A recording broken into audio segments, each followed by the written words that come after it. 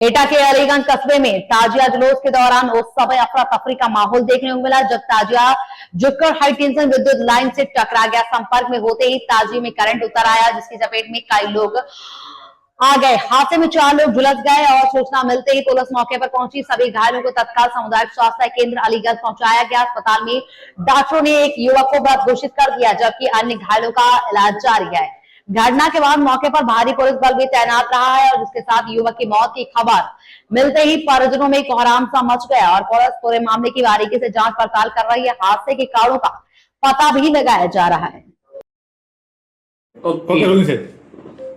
Banaskantha range police महानिरीक्षक श्री परीक्षित राठौड़ साहेब તેમજ Vav Tharad police અધિક્ષક શ્રી ચિંતન તેરૈયા સાહેબ નાઓની ઝીરો ટોલરન્સ ફોર ડ્રગ્સની નીતિ અંતર્ગત થરાદ પોલીસ સ્ટેશન વિસ્તારમાં આવેલ વાતડાઓ ચેકપોસ્ટ ઉપર વાહન ચેકિંગ દરમિયાન એક મોપેડ ચાલક સાજિદ ખાન ઉર્ફે આતિશ અયુબભાઈ અમીભાઈ જાતે રાવમાં વખારવાસ તાલુકો થરાદ જિલ્લો વાવ થરાદ વાળો મોપેડ પર લઈને આવતો હતો તે ચેકિંગ દરમિયાન તેની પાસેથી માદક પદાર્થ મેફેડ્રોન ડ્રગ્સ 29.57 ગ્રામ જેની કિંમત છે 88,710 રૂપિયા અને કુલ મુદ્દામાલ 1,48,710ના મુદ્દામાલ સાથે પકડાઈ જઈ તેના વિરુદ્ધ NDPS એક્ટ અંતર્ગત કાર્યવાહી કરવામાં આવેલ છે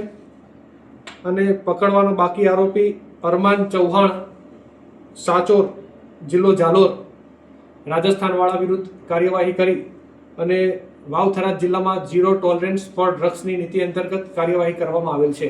સાહેબ શું આ પહેલી વખત માલ લાવ્યો છે કે આની પહેલો પણ માલ લાવેલો?